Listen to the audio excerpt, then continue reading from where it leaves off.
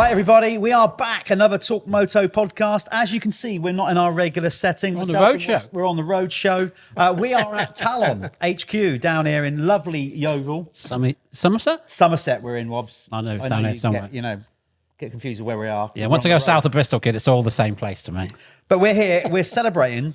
We've been invited down, part of their 50th anniversary. Impressive. It's 50 years in the business, Talon. It's all happening outside. We've got a live band here. We've got food. We've just, by the way, all scoffed our dinner down. We have, yeah. Lunch down. So if Doug starts belching, then you understand. Well, oh, sorry. Yeah. If our guest starts belching. Yeah, yeah. So thanks for Talon for that. Thanks for obviously getting behind what they do. Go and check them out. They're bringing out some pretty cool products. There's a new sprocket coming. It's cool looking. A new sprocket, right? We won't give you any more details other than just keep an eye on Talon's socials. When we say a new sprocket, it's new. It's new. It's revolutionary. Cool. Yeah, it's cool. If you excuse the pun. Yeah, it's still round. Still pun, yeah. So listen, this podcast, I'm excited because our guest, Mr. Doug Dubach, the doctor's in the house. The doctor is in the house. One of the most experienced American people you will speak to. Yeah, I'd like to think. You've been around and done a lot, Doug. I've been around. I've done a lot. Yes, those are both true statements. Yeah. But you were a factory rider from what year? Because I remember you. I mean, when I first went in '93, you were full on factory Yamaha rider. Yeah, well, that was actually my last year as a full factory rider. It's hard to put really the exact date because I was a testing guy that started doing stuff for the race team. So I had talk about the testing later. I've got a bone to pick with you. Answering your question, so I was kind of on a factory bike as still a non-factory guy, B-level team guy. And then I guess officially would have been 89 would have been my first year. So about 5 years in. And what year did you win the San Jose Supercross, kid? 91. 91. 91. That's a big day. That was a big day. I mean, there's a lot that happened throughout that day, but at the end of the day, I was the guy standing on that center step. So that's cool. I cannot complain. No. Doug, like most riders, we start this thing. There's always a backstory to how your involvement. Oh, yeah, sorry, we dove straight into the factory. We can come back to that. Absolutely. Sorry. California, around that time, obviously, don't take this the wrong way, which you might, none of us are getting any younger, but you're still going strong, and I know that because I raced you at Farley. Yeah, ridiculously quick. Still fast. So, am I allowed to say that you're in your 60s? Too late. I've already done it. Well, yeah, I think 61 would be in my 60s. So yeah, you are in your 60s. Again, you're correct. Can we keep a list of how many correct statements? We've done our homework. We've done our research. No, we haven't. Okay. We haven't. That's the end of our research. He said you haven't. So. And that's only because I heard Roger Warren say that at Farley that I know that you're 60. Oh, you don't look a day over 55, Doug. I'll take that as a compliment. So, how did you start? So Southern California, around that time, the 70s. It really boomed. Yeah, the Trans Am series, all that kind of stuff. How was your first taste of motocross? How did it start? Was you bike mad from a young age? What got you into this? Your dad inherited? Kind of bike mad. Anywhere I was, I had usually a BMX bike under me.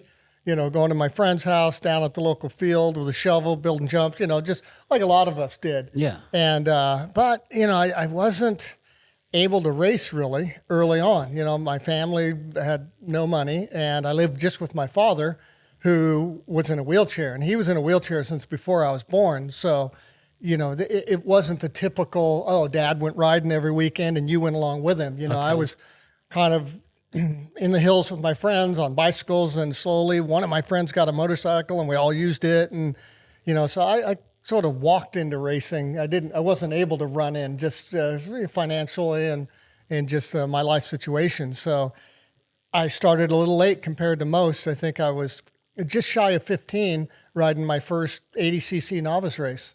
Oh my God. Yeah. But I'm trying to picture the scene. So what year, that was 78. 78. Yeah. Yep.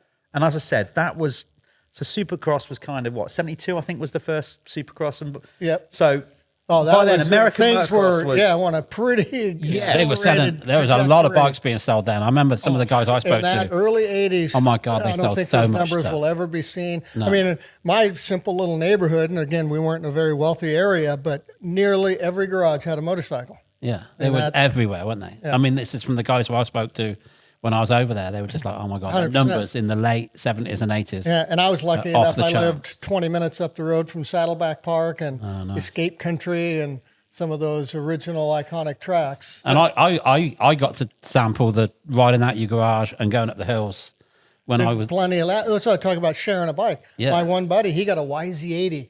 I had an XR75. Yeah.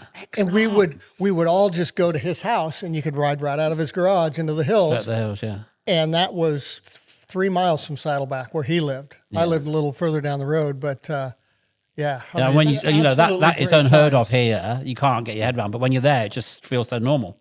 And like you just go at the end of the houses, and there's a trail up, and up you go to the hills, and you ride around. And but I was there, Pit Bio was riding around, and a few others. It was weird, and everybody's just hanging out, and how nobody got killed is beyond me. So that It might have been one or two, but but it's nobody not would- on record. No, exactly. Nobody would have known. So that enough. accessibility, because I mean, California was the hotspot because of that. I mean, I know So America. where did is you such an advanced- Saddleback for the viewers? Whereabouts is that? That's like San Diego-y. So no. It's still kind of halfway between Los Angeles and San Diego, Orange County area. That's where Yeah. Saddleback was and Escape Country. Carlsbad was further down. I was going to closer say to San Carlsbad. I was Diego. thinking that's further and down. then you go up further north, and there, like Glen Helen, that had history before it became Glen Helen. It was Argyle. Okay. So there's just a lot of local Indian Dunes is another one that comes to mind. That was up, not far from Hollywood, L.A., where kind of a lot of other stuff happened. But Yeah. there was a big motocross market still up there, and Indian Dunes was sort of the rival to Saddleback. So cool. before you started racing, to have that accessibility to just go and ride anywhere, the whole scene as a young kid must have been incredible, because it's like trail riding, going BMX and building trails, but obviously on motorcycles. I mean, you must have made friendships that have lasted. Just literally to come home from school and think you could just fire up your XR, Yeah, and go ride up the hill. and go off riding. I mean, Yeah. it must have been It glory was days. great. And I know there's, a lot of throughout America that existed, a lot of farmland, and, they'd get a bike and take the fenders off or whatever. And so, yeah, I think that was the explosion in America. And, it all originated in Europe. So everyone was trying to be the next Roger DeCoster or, I mean, the list is Torq. Yeah. There's just so many of those icons that everyone wanted, it flipped. you Yeah. When we started having Supercross and all that exposure. But yeah, early on, we all wanted to be, the next. The big Euros. Yeah. Because they would come one of the over and ride like the Golden State, I believe.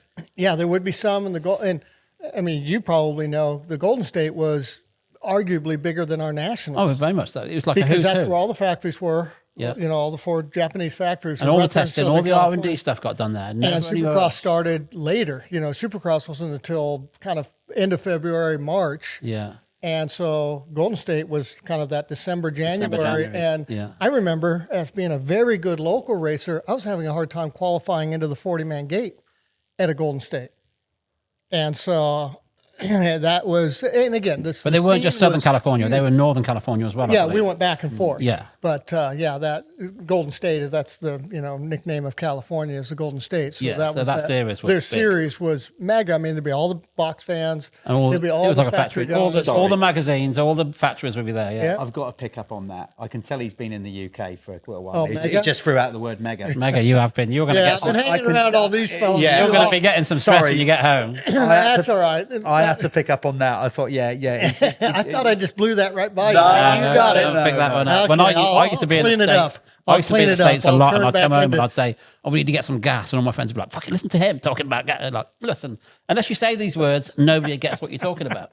Petrol. Petrol. So, who was that series? So, who as a fan, who was your first racer that you kind of latched onto, regards of an idol, if you want to call it that? Yeah, probably Bob Hanna. Yeah. Because that was right when I was starting to get in, kind of first motorcycles and that. Bob was. But Bob wasn't a California guy. No. He was Idaho and Nevada. Yeah, he kind of bounced around, but he was just the guy because he was so exciting to watch. And whether win or lose, there was something to see that day. My favorite Bob Hanna story We'd be out in a Is it restaurant. one that you can say? I think so, yeah. No, we got a few. Do you remember Muff, Brian Berry, who was Dow's mechanic? Well, yeah. And he knew Bob Hanna from when they were at Yamaha.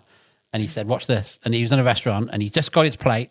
And we were about 5 people down from this restaurant. And Muff would sneeze. And that was it. Bob would just push the plate away. And he'd do it every time. It was the funniest thing. My thing with Bob is I'd always go and then stick my hand in. Oh, my Whenever God. I He was went like a to him, germaphobe. he Oh, my would God. He was turn the other really way. weird. Yeah, what was he like through COVID? Did you in contact with him? I He think must have nobody stayed in a heard from him cave for somewhere. 4 years. Yeah, that guy would have Stayed been in a cave. I'm trying to think of the guy's name who used to build the tracks. What was his name? John Savitsky. Yes. He's had tempo on in mind. He was in Bercy and we were eating like the after party thing and we were eating ribs and somebody thought it was a good idea to put the rib bones in his pocket or his jacket. When he put his jacket on, the guy just fucking flipped, man. He just... John did. Well, Oh, God, he he's serious. hung around Bob too long. Yeah, no, he was serious, that dude. Yeah. Yeah, he scared me. I'm like, I wasn't that funny anymore. What was it like then? So if Bob was your kind of first like hero or you looked up to, you always, when you meet your idols for the first time, it's always a kind of like, oh, it's a bit of a... What was that like for you? You know, can you remember that well or not? Yeah, we were doing Yamaha, an intro. I don't remember the year. And Bob was there. It's probably some anniversary, 30th year of the YZ, whatever it was. And I remember meeting him then. And I was just so giddy because he knew who I was. Yeah. It's, because I was one of the top racers at the time. And yeah, so that was surreal for me to meet my longtime hero. And he's like, oh, wow, I think he mentioned some race from a week earlier or something. Yeah, I'm that's like, he knows who I weird. am. Yeah. So, yeah, that was a buzz. How did your first race go then, Doug? You said about, you started off riding the hills and doing all that. So that, can you remember it vividly? I mean, most of us can, obviously, first ever race. It's First quite a race, I daunting remember experience. it very well. Escape Country. And I borrowed my friend's YZ80. He's a good friend of yours. Yeah, he was. We were mates all through. Oh, and there's another English word. Sorry. I'm going to go back to that. Came from Australia. I spent a lot of time in Australia in my years. But anyway, so I've got to ask you about the Denny Stevenson Australia trip as well. let's leave that a little later. We'll Once leave the that- kids go to bed. Most stories with Denny does involve like Unfortunately. bullshit. Yeah. There's got to be a disclaimer. Yeah. Do you have that? Can you put that I am disclaimer working up on on getting the Denny to Yeah, we need to Foxhill. get Denny. If you're watching, Denny, you need- Budman, Yeah, we need you there, kid. yeah, I'll come back for that show. Yeah, we need to get you there. Just so It'll I be can fun. heckle them. My XR75, which I planned on doing my first race on, had broke or something, and so he was coming out that day, and he goes, "Oh, you can race my bike." Well, anyone that knows the78 YZ80 very well realized light that switch. the frame would break back there. Yamaha even sold a 7-piece gusseting kit later on. I know this is all news to probably everyone, but I know too many Yamaha details. But so I went out as a 80cc. I didn't want to race beginner because I said, no, I think I'd be better than a beginner. So I raced novice back when there was 4 categories you could choose from. And I won the first 2 motos. Oh, Third moto, frame flexing, chain off, through the cases, destroyed my friend's bike. Oh. So that was the beginning of your relationship with Yamaha. exactly. Yeah, exactly. So I became a R&D, test rider. and R&D. Yeah, test rider. It was, maybe 10, 12 years later, but I became a test rider. You can to break fix some those stuff. problems. You can Right break there some and stuff. then. Right there and then. So yeah. that's a bit That sweet. destruction test is scary, though, isn't it? Just ride it till it breaks. You're like, it's going to break eventually. Yeah. I don't want to be on it. That's genuinely bittersweet. Then your first ever. So you come out swinging, first ever race, win the first 2, and then as a young lad, you're like, well, The I've just disappointment, the totally failure. destroyed my mate's bike, and you got to deal with that. How Yeah. did that conversation go?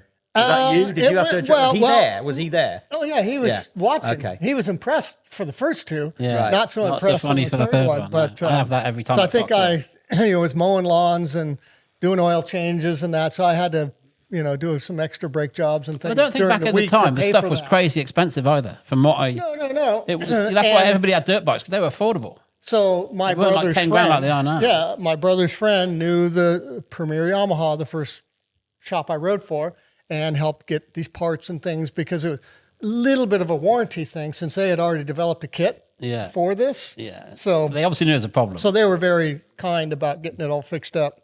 So at a the good bug, price. you went out, you won your first 2 races. So I should imagine, apart from the disappointment of wrecking the bike, you've come away from that, and then you know at that point already that this is me. This is what I want to do. Or did it take a bit longer? It did take a bit longer because I didn't have the ability to just go race the next weekend. No, just decide, well, I'm going to go and buy a bike and go race. No, yeah, but I meant not buy a bike, but like you. I think I raced. Yeah, once it's under your skin, you're done, aren't you?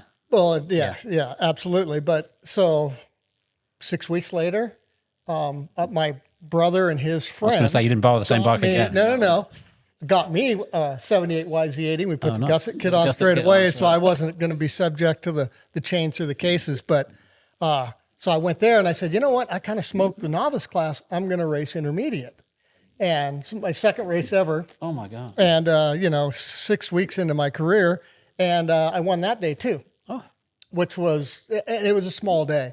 And then a month later, I got to race again because it was just at my brother's and his friend's mercy. Whenever they would want to go, I would kind of go along with them. So, but yeah, it was up and down. I didn't have the greatest equipment, obviously, but I found my way through. And one of the things that, I tell people this and they're like, oh, you're full of crap. But I went basically from a 80cc novice. 18 months later, I was racing 125 Pro. So that's how fast I went through so that was in April of 78. So April of 79, I was racing World Mini at Saddleback Park against George Holland and Eric Kehoe, the gods of the sport. And I actually got 1/3 place behind those two that day. And I'd only been racing a year. They were fast, though, weren't they? And their bikes were dialed. And But so I always like Kehoe's style. I always like watching him. Yeah, Eric's a great guy. He was just like picture perfect. He but he did have his moments though. He's had a few of them in his time. Yeah, he was. I've watched enough Supercross reels to see him throw it down. I remember hanging out with. So to kind of finish that thought, that was my last. So a year on the little bike, and then I got on a 125, and I tried to race novice because I'm like, 125, and they said, no, you were a mini expert. You can only drop down one class. So then I raced intermediate, and did really well. And then one day we were going to Saddleback Park, and I'm like, I'm just going to check that because I was, wanting to make some money. So I just, about 4 months on to a 125, and I decided to just check the pro box instead of the intermediate box, and off we went. And that was it. At that point then, like support, had you picked up support from a dealership or anything? Well, dealership. Yeah. Yamaha still, they would, give us a good discount and whatnot. And luckily, my brother had a good job, and his friend had a good job, and they were big fans of me because you were winning. Everywhere they took me, I would win a race, and That's they're cool. like, "Wow, this is really great." So, I mean, without them, because at the time was there because we're so used to, the Corona Zone, your Pro Circuits, your Troy Lees, and there was these massive companies that they weren't obviously around yet. So you were just dealing with the factories and the dealers. So when I first got there, to get in the factory was nearly impossible because there was only like 6 guys there. Yeah. One of them's got to die for you to get in. You know what I mean? They're not hiring. Wobs was out there with a sniper. No, they're not hiring. See an opportunity there. Somebody's got to leave, and none of them are leaving. Yeah, absolutely. But that's how it works. But now there's all these teams. There's so many opportunities. There's a lot of different teams along the way. For me, like I moved to a shop that was closer, and through different friends and whatnot, I started riding for a different shop, and they were very aggressive. And at that time, Yamaha had a program where if you bought X amount of YZs, you got a couple donated that you could support a local rider, blah, blah. So I kind of got in under that. And was that contingency from the dealers at the time? No contingency then. That came some years later, but I got a bike to ride all year. Of course, I rode it. So it was constantly breaking when I was leading some purse money race. So, that's where kind of back to day one racing. I led a lot of races and won a lot of motos. And then the follow-up moto, it took you to the pay window, was pushing the bike back because something freaking broke. But so, that was some rough, whatever. So you turned pro in 89, you say? Pardon? You went pro factory Yamaha in 89. Not factory, but no, I was a local pro in 89. And then in 1980, kind of my first real year as, trying to have a bike, and I became friends with some of the local, like Jody Weissel was always at Saddleback, so kind of, mooch a bike here or there as a practice bike. You could ride the Yamaha for a few weeks to save yours and whatnot. Yeah. So I got to where I was winning a lot of the big purse money races around, and then, as we mentioned, Golden State Series. I'm good. I'm winning nearly everything at Saddleback Park and maybe Indian Dunes, but that was the Dunes guys, and it was Sandier, and it was a big rivalry. But yeah, same with Carlsbad. Carlsbad has their own special little group of guys. But then you come to Golden State. I think it was like 82 Golden State. I rode the whole series and was hovering around 10th in the points. Magoo shows up, wins both motos at Lake Madeira, and knocks me out of 10th in points. Because, my 10th was about 47 points, and he came 1-1 and got 50 points in one day, and I'm like, but that's how gnarly that was. I mean, there was it was so deep. It was booming. It was so, well, they would run 3 qualifiers in the morning. They had over 100 guys just in the 125 pro class. But American Motocross was booming, but California in particular, and it still reflects today because the hub of the industry. It was the place to be. It was the place to be. And like nowadays, most of the R&D is done in California. Mm-hmm. And, that's all done there. And when you're actually there and you see that stuff going on, it's an eye-opener. Mm-hmm. You realize. I mean, it is shifting. You look at a lot of the teams are now chasing Florida. Yeah. Well, Star moved out. It was a big deal. And then, in North and South Carolina, Georgia, those are a lot of those big training facilities because land. Yeah. If you try to do that in California, it's very difficult. Well, there was a big shift a few years ago. All the factories were going to move to Houston at one point. Remember Kawasaki sold their build? Kawasaki sold the building. There's a big problem with tax. Yeah, I mean, Yamaha, same thing. And they were going to move 90% of Yamaha's in Georgia. And they were going to move to Houston because also the shipping routes from Japan, and it's right in the middle of the country. It kind of made sense. Yeah. There were some big incentives from the Texas state to get those big companies in there. It never happened, but it was. But there was also, like I say, Kawasaki's on the East Coast in Atlanta. Mm-hmm. Yamaha's there as well. Yep, in Georgia. But at that time, California was the hub. At that time, it was. Oh my God! So was you aware of how big a sort of vibe was happening while you was in it? No, you just felt like normal. And following on from that, did you follow Grand Prix motocross at that time, or were you just in that Californian bubble and like? No. We would go to Carlsbad every year. Yeah, so you'd have an understanding. I mean, that was just. I remember the first year my brother took me. I'd maybe ridden 1 or 2 little 80cc races, but it was my first year to Carlsbad. And which year would that have been? It would have been 78. So, because Carlsbad was always in June. Yeah, my first race was in April. Yeah, so 78 Carlsbad. And we parked, I kid you not, 3 miles away. That's how many fields were full. I don't know what the attendance numbers were there. They're all industrial units now. It's all gone. Oh, yeah, it's all gone. It's all. But the track was literally like they used to be in the glory days then, was lined by people. The whole infield was just filled, wasn't it? Yeah, exactly. The whole infield. I mean, the photos of those old races, there had to have been 100,000 people. Yeah, there has to have been, yeah. It was insane. But anyway, so we were still, just in awe of the European riders and their bikes, because that was still factory stuff. And we had factory bikes as well. But at the time, the Japanese weren't as good as the Euros at the time. Your Makos and your Husqvarnas were like leading the way. Mm-hmm. And the Japanese were trying to catch up. And this was still the downpipe. It wasn't until I think late 80s that the Japanese really started to. Well, around the time you were saying, very end of 70s. Mid 80s, 85, 86, all of a sudden the European bikes were kind of tailing off a little bit. The Japanese were really coming into it. Well, yeah, that's what, so my rookie year on the Nationals, 84, we only had 2 factory bikes in the 125 class that year, Armera and Jeff Ward. And, factory Honda and the Suzuki guys, George Holland, Kehoe, Gary Bowman, they were just in some box vans and had basically production bikes that were modified. But Suzuki didn't have a factory bike, and neither did Yamaha. Yamaha was just, I think Mike Beyer, a longtime friend of mine, was one of the, he actually ended up 3rd that year in the Nationals. So he was the top Yamaha guy out of his van. It's quite surprising, isn't it, actually, looking back, because how at that era, Yamaha were quite pioneering, they were bringing out the Twin Shark and the water. They were single shot. Yeah, single shot. Sorry, yeah, they were quite pioneering at that time, and you would have thought. But it was mostly in Europe. They never brought that over to America because all the grumbling of production rule was already coming. Because 85, there was already a production rule put in place. Was it 86 it started? 86 the first year. 85 was the last year of the factory bikes. Yeah, exactly. Yeah. So that's why the 125s went away, because those were kind of the most expensive.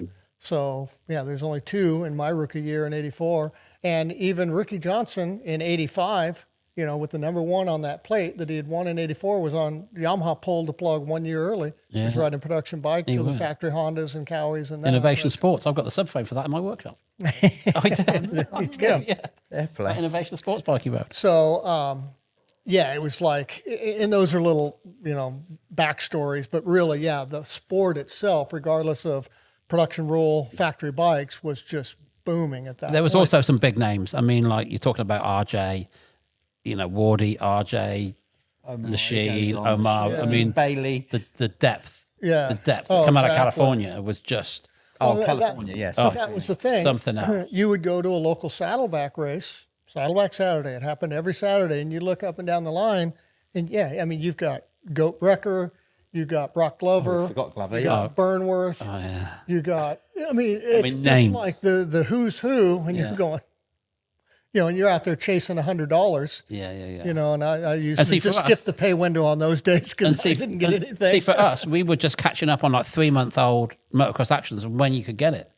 And when you actually go there and you read a motocross action, you're like, what a load of shit this is.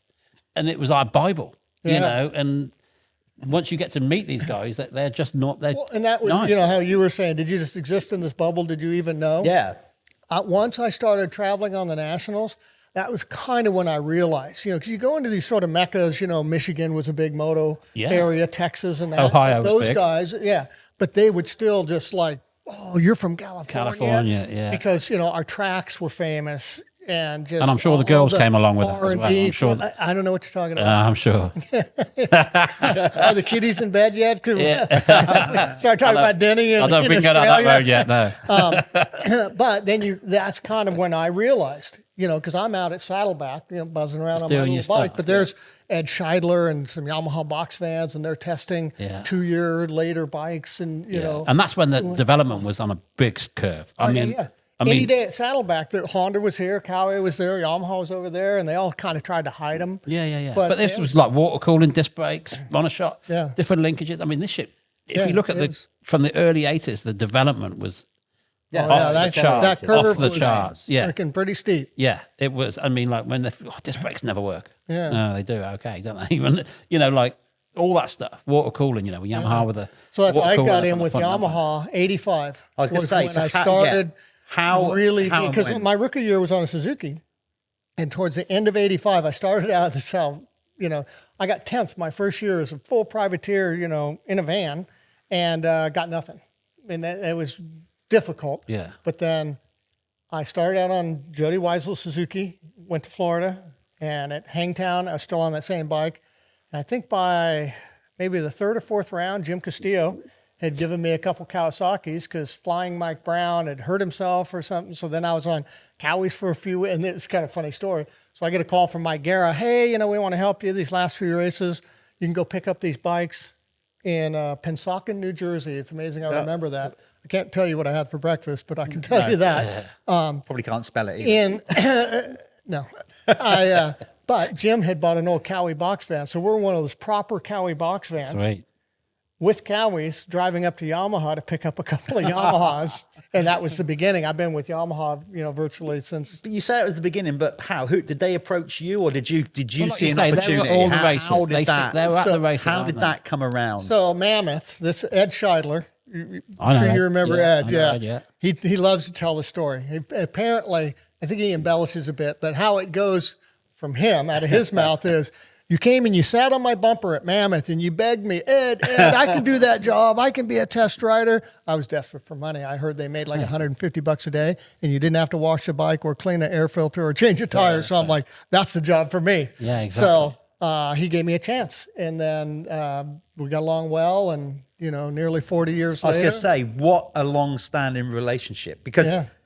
obviously That for test- us Euros, for that, me, that testing job is not all it's cracked up to be, though, kid. Oh, come on. Just ask anyone. We're just, you know, Before- we got umbrella girls are feeding us grapes. You know, it's just That's glory. tough out there in the sun. Or it's middle of June in California, 108 degrees, miserable. and you got Japanese over, and the sun stays up. We're still riding. And you're at switching. 7:30 at night. You're switching transmissions. One more set of forks. Yeah, you're like, fuck. And yeah, your freaking hands are bleeding. Oh your my ass God. is bleeding. That but is anyway, that's fucking the reality. hard work. Yeah. Oh yeah, thank you for that. No, I can vouch to that. I haven't It done the seems like extent of what you've it does done, seem like the ideal job, but when you're out there for a couple of days, you're like, this fucking blows, man. Yeah, yeah. This ain't no fun at all. I can relate because I haven't done as much as you, but I helped with Kawasaki when they brought the 450 out and was part of the European test evaluation team and we did a durability test. Oh, that's the worst, man. Right. It's gonna no, break- this it's is gonna really break bad. on This is, somebody. no, the bike didn't break. This was the trouble. This was a deep hoping sand it track broke. in Germany, and there was only 4 of us, and we had to ride it continually for a week from 10 in the morning till 3 in the afternoon. Yeah. And then basically what happened is you just come in, another rider would get on it. Absolutely. By the end of the week, the second half of the Friday, only Ryan Vose was standing, and he rode continually. They had 2 German road riders. One of them went to hospital because he fainted. I was literally like just red raw. Yeah, no, couldn't shocking. carry on. Yeah. So you're right. People go, "Oh, what a great job!" But it is. Hard There's a work. lot of waiting around, and then On you certain know, days. I but think yeah. the hardest job in that, though, was with durability testing the jet skis. Because when I was at Carry, those guys would have to swim back. when it broke. They got to break it, then they have At to least swim they had a back. vest on, so they didn't sink. Exactly. Some of that stuff, them stories they said was crazy. Yeah, It's a different true. world. It definitely is, isn't it? And I think working with the Japanese as well, that I want to go stereotypical, but they are so meticulous, isn't it? And sometimes you're talking to them and you're really not sure if they're understanding what you're saying. And those evaluation sheets, Language barrier. Well, you is have a to big be problem. very- Doug, those evaluation sheets you have to fill out. It's like, I didn't even do that at school. No. And I was like, God, And the way you have to speak to the guys, you can never say that's no good. No. They'll be offended. They won't say nothing. Yeah. But you're done. You have to say, hey, well, I'm not telling you, but it's good, but I think you can improve it by saying this. Yeah. And Rich Taylor told me this. He said he was testing the aluminium framed CR250, and he kept saying, "Oh, it needs to be better than this, needs to be better with that." And he said at the end, I just said, "You can't sell this fucking thing. It's awful." And they sacked him. They fired him for that. Yeah, you got to be Got a away little with bit. that You got to then. parse your words a little better than Yeah. that. But I think it was the months down the line before we came to that. You're right, though. You do have to be careful because when we first rode the first 450 that they brought to Europe, me and Ryan did a session each and came in, and we had a little discussion amongst ourselves. And we both just said, if they put that on the market, like in the UK, I hope everybody's got good insurance because amateur riders are just going to nail. they'd be dead, yeah. It was one of the quickest bikes I ever rode. And I'm like, Yeah. you can't put you can't that on sell sale. that to the You average cannot. consumer. No, you Yeah. couldn't. And then things like when they give you a business card, you have to hold on to it. The whole Oh time yeah. you're talking to both it. hands. Both hands, Look hold 'em. on to it and Yeah. get eye Oh, contact. yeah, You you put that in learn your it pocket, all. they walk off offended. Yeah. I remember when I met the dude who designed the new RM 125 motor. He looked about 12, and I'm like, "Are you sure this is the dude who designed it?" But that is what a long-standing relationship. I mean, because that there's not many people in the sport that have had a connection with brands for as long as you have. So Well, maybe Wardy. not just Yamaha. Wardy was at Cabby for a O'Neill while, wasn't he? as well. He's been a long time. Yeah. Yeah, but also O'Neill. Tell us how that came back, because so that's what I was going to get at earlier on. For me, as a European fan of watching American Motocross, I've only ever known Doug riding a Yamaha and wearing O'Neill kit, Yeah. and you're still doing it. Ronnie Yamaha wearing O'Neill kit. Yeah, I mean, Exactly. And it's funny because Bevo told me the story many years ago that there was a bunch of Smith guys. I don't know if I should point my finger over there, but they Yeah, they point it came here. in Possibly, and they yeah. wanted to offer everyone $1,000. Any privateer guy $1,000 to wear the goggle. Oh. And he goes, 99% of my guys left. You were the only guy that stayed. And I said, Bevo, the $1,000 meant nothing to me. They but didn't offer it to Doug. don't spoil it. But I enjoyed Bevo. I enjoyed the service he provided. The Yeah. product was fine, all that. And so he told anyone that would listen this story that that's loyalty right there. That's the guy. He goes, he might not make the most money, or I'm not going to pay him the most, but I will pay him the longest. And I was getting money from those guys for a long Yeah. time. Well into my vet career, I was still making Scott Gallagher money. Yeah. The only reason I'm 100% guy now is because that's where Bevo went. I Yeah. followed him. Yeah. I had my run-ins with Bevo. Nicest guy in the world. Helped get me my job at Factory Suzuki. Really did. But then when I was the Smith guy, he was a dick. But it's You're his business. competition. It's business. I'm his competition. Once again, Wobs, you should just. I'm glad you sit on the fence. There. I need to temper my language again. I'm sorry. I'm slipping. I'm slipping. I know I shouldn't. I do love your diplomacy. It's, No, I love Bevo. Yeah. But he was mean to me when I was Smith guy. Wasn't helpful at all. But I still like it. It was goggle wars, though, wasn't it? At that Evidently, point? yeah. It really It was. was goggle. It was pretty serious at because one it was point, a yeah. big. Let's be honest. Actually, regards of a product, it's right there. You see it all the time. Yeah. It's right in the eye. Like It's one of the very. photography. It's one of the very personal things each Yeah. rider. Gloves and goggles, I think, are the two. I think you can pretty much ride around anything else. Yeah. Or a helmet that's slipping down, or you're getting sweat in your eyes. The helmets are pretty bad. Yeah, you got to have a good helmet these days. But I mean, like a pair of pants, no matter what they got written on them, does it? Well, Doug the Doug. Doug He's the Doug, still he's in the still there. O'Neill stuff. Dr. D. Yeah, mine say O'Neill right there. Yeah. So what's the connection with O'Neill? I mean, again, a personal So, long-term friendship. Yeah, just long-term friendship. They approached me in '86.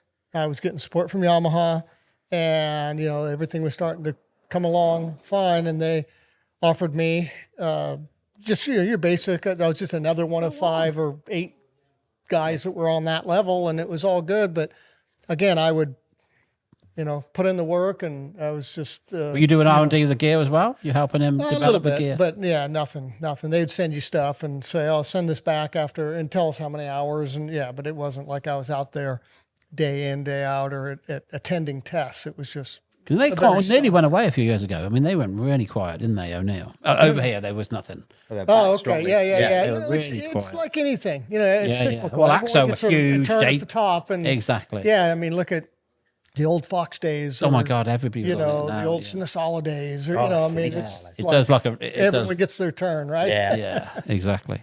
So So talking about testing, yeah, I know you get this off your chest how because do this you is- sleep Here at we night? go. How Here do we you sleep go. at Well, I'm going night? to shut up and let you get it all out. Can I get a go? guest partner to sit next No, to me? yeah. So I have How some do you deflection. sleep at night? Developing that piece of Sleep at night. crap 400 thing.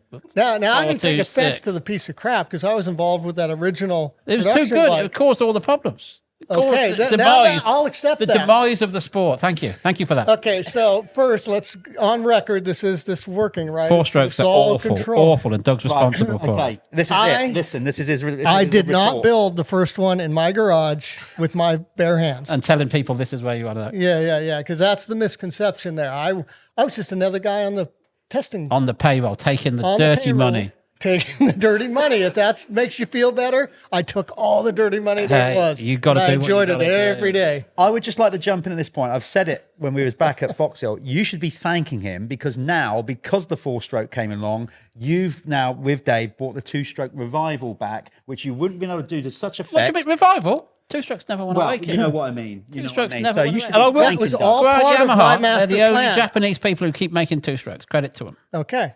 Yeah. Credit where credit's due. Hey, I was one of the guys that went to bat. Yamaha was ready to be finished with all 2-strokes in Oh, really? 2010. Really? Yeah. Oh, maybe I'll take it Is back. this true that you had an- Absolutely. I'll take it back. I'm going to shake his hand. I on take that. it back. When You were Honda said in charge no, of 'cause destroying Hon- them, and then you bought them back. I get it. Okay.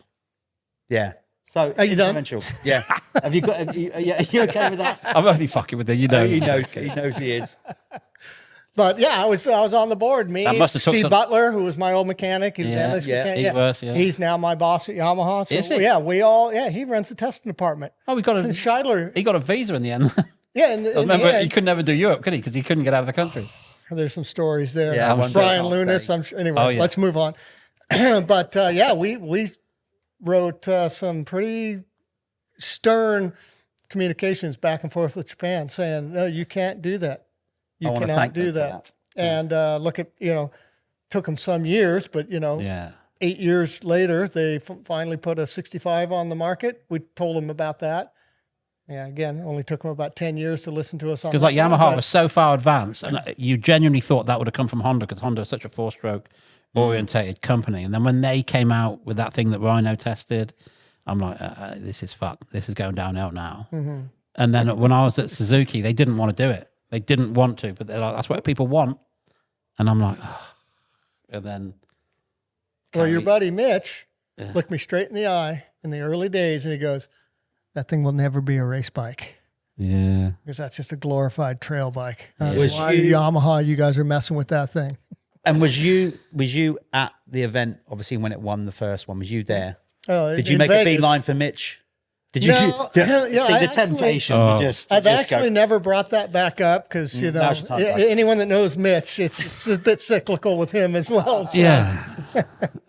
yeah, valid But point. yeah, it's You will know how he feels. He won't. He's not a quiet, retiring type. He will tell you. actually, you know where you stand. Oh, you know where you with- stand. with If you Mitch don't like Payton. it, you do know. Yeah, I'm sure between us we could fill about 24 hours of Mitch stories. Oh yeah, I think. well, the good, test stories bad. are obviously great, but let's not overlook an amazing career, actual racing career. I mean, you're still racing now, obviously, but the bit. pro stuff, like I said, in that time in the 90s, and But I mean, you were racing with Bradshaw. Yeah, you know, like these boys are fierce. Well, yeah, that's what like the year I won my only Supercross, there was 7 different winners, which is that's pretty impressive. Yeah, and You- that's you know, when 'cause it's you like got- Kudrowski and Kudrowski, you had Matasevich, Larocco, Larry Ward, Jeff Ward, Stanton, Bale, yeah, Cooper. like Bradshaw, depth Guy of talent. Cooper. And would you say they're better days than now? I know probably glory days to you. Yeah, I and mean, all that. every old guy wants to say his day was tougher than But modern it does day. seem but like the 90s were like the epitome of the it coolness. was. I want to say where I think it was It was really a the good time. peak. Before cell phones. And of course, these guys are faster now. Equipment's grown. All that. The racing ain't no better. Yeah, but exactly, the racing's no better because back then, like I say, there was 7 different winners. Yeah. If you took the top 3 of the podium for the 18 races, there's a lot of different guys up there. Nowadays, it's the same freaking 3 guys. Exactly. And Maybe what I- one other oddball will pop in there Yeah. every once But in a I'd while. like to ask but- guys, what's the best race you've ever seen? And most people will reply a 125 race Oh, 100%. because that's the best racing, the best racecraft. It's not about horsepower. Yeah, because the separation is minimal. Yeah. These guys are. You know, and I can name 2 or 3 times when I've seen 125s go at it. I couldn't tell you any 500 Grand Prix I've seen that are any good. What's interesting about watching guys pace themselves for 20 minutes? Boring. Yeah, especially when they were 45. Probably because the 500 ones you were probably in a beer tent in Germany. So. No, I was working, but it's still okay, not the most fun to watch.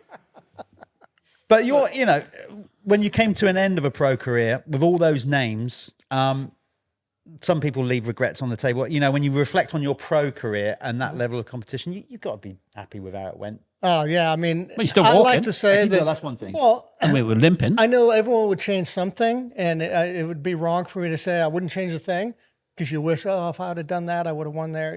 Whatever, it all happens. But I really wouldn't change anything because the older I get, the more I understand where I was. I was in the pinnacle, really, of That's what And I'm you saying. probably didn't. motocross, supercross. When you're in them circles, not that I was there, you're so wrapped up in what you're doing, you don't even look up. Exactly. You're just worried about the You're next just day packing testing. you're just heading to the airport and trying to get home, get Yeah. some training, stay Exactly. healthy, You're not get thinking back on about the rest of plane, that shit. get to And the like you were airport. friends with Jody, so you always got a lot of coverage as well. Mm-hmm. You were always in the magazines a lot. Mm-hmm. But I've got one question for you. What's your best Jim Hollywood story? Come on. There must be a Holly He story. needs the room. Who's in this room? You must be able to come out. I've got 2 sort of questions. One's your Jim Holly, and the other one's your Danny Stevenson Australia story, which I need to hear. Can we? Is Can it- he? is this the after Can hours he, version? can he actually say that story? though? 'Cause Denny told me I about don't the know if Australia I trip. could- Denny told me you kept him in line in Australia. Well, see, that's the thing. He acts like I was this big influence. I'm like, Denny, No, I was no, your no. father. I kept you out of jail. He told me you Yeah. kept him in. Yeah. I just want to. Can I just jump in there because I had that did. same experience with Denny, and that was only after knowing him for 24 hours, and I'm He having- needed a father. and I'm having- I mean, Don's great, but anytime he left Don, I don't he like needed it. some, I don't like some his dad. His dad chaperone. kicked off at me at a hotel in California one time. I was like, fierce. Oh, after yeah, he knowing could be him, that Doug, way. No, he's after mean. knowing He's a him, Nebraska guy. after knowing him for 24 hours, I'm having to cover for. I'm taking phone calls from his wife, who I don't even know, and having to. Well, I won't- Phone's ringing, and I'm like, I ain't speaking to her. So what passes on to me, and I'm. I wish we On the could tell. heavy that, English we really accent, can't. she won't understand what you're saying, and then hang up and just tell Denny I took care of it. No, we got through it just about, didn't we? Oh, I don't know. Yeah. So come on then. Let's So, see these. well, these- Jimmy these- Hawley. I mean, Jimmy Hawley's a there's so many legend. legendary stories, and I'll keep it above board because Please. there's some graphic ones. Oh, that yeah. we'll This just is where the name comes from. Is it the nickname? Does he get his name from? Gentleman Jim? No, No. the Hollywood bit. Is it because he's a bit? Carry on. I'll carry on. So It's like a Denny Stevenson before cell phones. Oh God. 1988, my first Supercross podium, LA Coliseum. I'm like, everything. We're up there. We're doing the whole thing and all that. That doesn't last that long. How long's podium? Yeah, 10, 15 10 minutes? 11 minutes? Yeah. If even that. Give the mechanic, high five a few people, tell everyone how cool I am. I get back to my van. I was in a van then. I wasn't in a box van. That was 88. Again, I had a great bike. You're and like all a that. We pedo touched van. on that. But so I get back to my van. The door's locked. I'm like, and if you remember LA Coliseum, they put that chain link fence. That was our pits Sketchy. up above. I remember sitting in LA Coliseum and seeing the helicopters with the beams on and hearing gunshots, thinking I'm in the wrong place. So anyway, Sketchy. Jim had pulled the fence up, the chain link fence, and got some young lady. And my van apparently was the place. Yeah. So I couldn't get my own van when I got back from the race. My God, he's a legend. It was occupied. Yeah. He used to come out with us on the St. Louis and all that. And he made Denny look boring. Oh, yeah. No, Jim was the master. Oh, yeah. He could teach the master class and Having fun. having fun. That's a good. No, he was a boy. But that was Clean. another thing, like you say, about the era and everything. wasn't it? The whole. Oh, yeah. And like I say, if you the fun that got had before cell phones, that now these guys cannot do. It wouldn't even escalate, would it? Can't even have any fun. And now Ricky, as we said earlier, Ricky screwed it up by training hard. So these guys everyone's now got a trainer, no fun. facility, Yeah. practice bike mechanic. Yeah, it's very different. It's Do you a notice different that? place. How do you? I mean, because you've obviously played an integral part, not only with testing with Yamaha, the Blue Crew. So you're going to be at Matterley by the time you watch this. Matterley would have happened, but at the Motocross of Nations, we have the Blue Crew Super Finale. Yep. You've got you and who else is coming over? Villapoto. Villapoto. Yeah. Yeah. And they are these young kids. I mean, they probably don't. All due respect, they probably don't even know that you absolutely. raced or generational gap. So.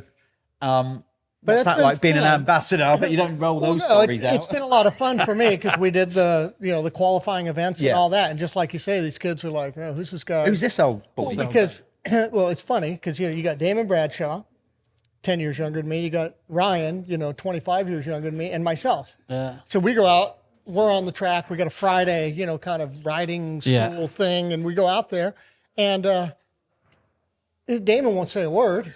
Ryan's just, kind of like, well, fuck you, Doug, you take it because, You don't care. I'm the one that's giving all the instruction through most of it, Yeah. which is all fun. Yeah, and Ryan, I joke about Ryan. He's in there just as well. But by the end of the weekend, all these dads who knew who I was anyway are thanking me for, helping and giving some insight. But yeah, it is. But you can't blame them. These kids were not even. You say a twinkle or I was talking to they were Damon like- at Foxhill, and there's a kid stood there waiting, and I stopped. I can help you, and he asked me for my autograph and not Damon's. And I'd made it at that point. I could have gone home. I was it? I was done then. I was happy with that. Yeah, maybe you should have. Yeah, maybe you should have gone home at that point. It is cool, to be that ambassador role. I mean, because you've got so good. much. I mean, you're obviously clearly still really enjoying the whole thing. You're here in the UK. You've stayed Been here for for 2 6 months. So Yeah, what with the Westmore's Mafia. Yeah, I know. It's a bit rough. That It's a bit group. rough. at the table? yeah. That's gonna get Larry in a minute. Yeah. Let me ask you about the business though. The Dr. D, the pipes. You've sold that now. Selling. I have a 5-year deal that I'm working with a guy that ran my production department for years. Okay. So yeah, it's been a good transition. I'll always be a part of it. I'll always have a percentage of the company, but yeah, cool. it's allowed me to do a lot more of what I want Because to do. what you brought to the table, like the knowledge from the test department, Yeah. basically to the customers. Well, so again, this is where Mitch and I had the conversation. He built my first pipes, and he built it kind of almost begrudgingly. Yeah, I'll do this for you, but they'll never be race bikes, kind of thing. yeah. And then, of course, when I was out selling him on 4-stroke pipes, then he kicked me out of his shop. Did he? Again, that kind of Mitch cycle. Oh yeah. But so yeah, it was great for me because I clearly had a better understanding. I mean, that's why I started my business. It's a funny story where I was so mad because I'm helping Mitch just with his production because the YZ 400, 426 had been out, 250 had just come out, the Yamaha Yeah. 250. That thing that would start And so easy. I'm when you start. racing for White Brothers Yeah. And I'm thinking these two major companies don't have the first idea how to make a four-stroke run properly. Four-stroke, yeah, You know, exactly. they're just trying to make this big, giant, loud thing. And I'm like, you know, in all my experience. And so that's what kind of through frustration, I started my own company. And then that's where it all kind of went sideways with Mitch, because I was selling, because mine ran good. You know, his looked good, but mine ran good. So But then Mitch, in fairness to him, when the Kawasaki started with the 4-stroke, he hired a NASCAR guy, didn't he? Because they figured out Drino. they figured out the motor is basically one cylinder of a NASCAR engine. Mm-hmm. And so that's when Mitch got ahead of the curve with that Well, guy. yeah, I mean, he brought all that knowledge to Mitch. Yeah. And, you know, he was, you know, they were shrinking ports and making proper Supercross engines and things like that. Yeah, and he jumped ahead of and those that's they guys. got like, you know, because Mitch is a 2-stroke guy, you know, and all of a 100%, sudden yeah, he's got to exactly. develop this, he's got to work on this 4-stroke stuff. So in fairness to him, he wasn't scared to ask for the help. You know, he got the guy in. And, No, I mean, that was a good move on his part. yeah, the because guy was expensive. Was he a NASCAR guy from North Carolina came over? I don't know the guy. I don't know his Or was he exact Toyota? background. I just know he was It might have been a Toyota. he was a four-stroke guy. Four-stroke guy, from, some sort of racing. I think NASCAR. it might have been NASCAR. Yeah. And they just, like they said, it's basically a single cylinder NASCAR engine. Mm-hmm. And that's where they went with it. So credit to Well him. for him. Yeah. So where are we at now, Doug? You're still riding. Have you earmarked when you're going to stop racing, or are you just loving it that much? You just 1 year at a time, keep rolling. Yeah, I mean, I don't you know, take it very there's- seriously, so I just Don't, Christ, it seemed like it. this kind of stuff is what appeals to me. You know, Yeah. I mean, I could go and do a bunch of other things, the Lorettas, and you know, we've had this conversation, you know, and try and be this guy or that guy. But I just this you know, Fox Hills and Farley, and you go to Majora and do something, or you know, in France you do a Fun little races. race. Yeah, you do 4 or 5 of those, and you leave with a smile on your face. Everyone's happy. You know, met some new people, hung out with some old people. Great. One last question. Why is it M500? You rode that thing in France. Mm-hmm. What's it like? Without hurting anyone's feelings, I was He already definitely. has. Hold on. Okay, That just is stop my right there. that is my holy grail of a machine. Do not say anything negative about it. It was great. Go for it again. It was great. Well, no, it's just. Was it a real one? But I oversold it in my head because I thought, oh, it's this, it's that, it's going to be, and it could be, and to be fair, the first time I rode it, I think it had just been purchased and kind of reassembled. I think it had the wrong forks and carburation was, so it's gotten better. I've ridden it maybe 4 or 5 times now for the same guy, the same owner, and it's gotten better, but it's just been, you know, I expected the motor to be better. Chassis is actually not bad now that it's got the right fork springs and whatnot. It does have all the right parts, but I just, if the motor was a little better, because that's always the challenge with the 500. You know, it's getting that 500 thing real. was not fast enough for you. No, it was not that it wasn't fast enough. The character wasn't quite right. Okay. You know, it was a little jerky, flat, and then it problem climbed, is- but it laid The down. problem with a lot of these bikes is they're built out of the shit that don't work.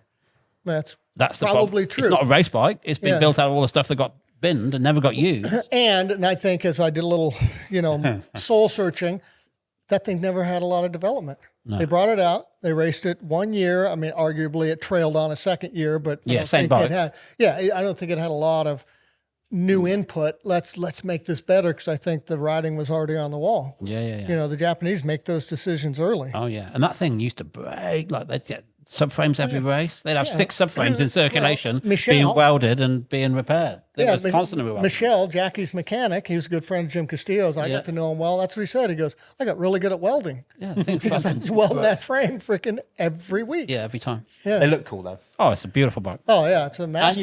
you've got to ride a factory Honda while you've been in it, albeit just a little. Yeah, it was a little shunt around a But field. was it enough? But Was it enough to tell how good it was? motor was better than the Yamaha. There you go. I mean, That's a Yamaha hate to guy. say it. Factory That's a Hondas, Yamaha I guy. worked on one, and it's weird. The engineering is weird. But like the I said, thing like- was so Yeah, just smooth, what you, linear. like what you would want. Yeah. Out of somebody's, you know, multi-million-dollar effort, that's what you would 100%. expect. When DT rolled it on up the hill on that parade lap at Farley, and you Oh yeah, the thing just sounded beautiful. Oh, but I the mean, to sound- assemble the thing, sound you of know, it you is put the shock in the frame, and normally you get the bolt, you get the shock, you put it in, you wiggle it, it goes through. You've got 2 of you, and you've got to line it up so it's absolutely perfect before the bolt will go through. Yeah. And you're like, Production tolerance. yeah, my God, the difference Yeah. in that thing was That's Right. something I think Honda led the way yeah. early on. You know, there's Until the production, well, mind you, all came that back. production tolerance. Yeah. Well, Yeah, no, it was something else. Right, Doug's gotta got wrap all it the up. experience in it, so he's going to do another another 10 years of developing bikes. still I riding reckon like still, 70. I think you can still ride to your 80. At least. Oh, yeah. well, you're not slowing down yet. I Well, mean, you and Eastie were going at it at Farley, like proper. Yeah, no, that was a good And that time. was a fast track. Yeah, That was. no, we were getting around there probably faster than I wanted to go. It looked, but it looked pretty, but Eastie- it looked pretty bumpy as well. He was nice enough to let me hang on to him in that last moto. So all I did was just took me faster around the track. So that was, but it was great. It's good. Yeah, no, I we got to had say, a good. I'm speaking on behalf of most Brits here in Europe, but the fact that you've been coming over to the UK for the last 10 years or so doing the VMXDN, and we've all got to know you a bit.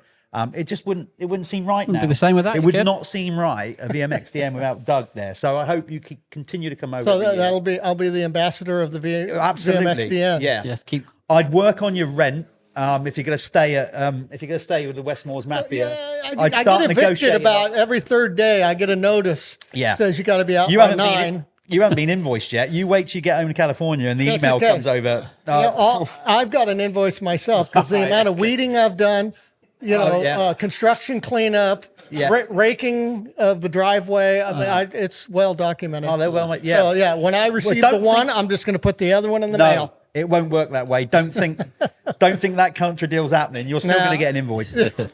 Doug, it's an absolute pleasure having you Stella, here. thanks. Yeah, there you go. Doug Dubach, who's been over. He's going to obviously be at Matterley. This will be gone then, but hopefully we'll see Doug over every year.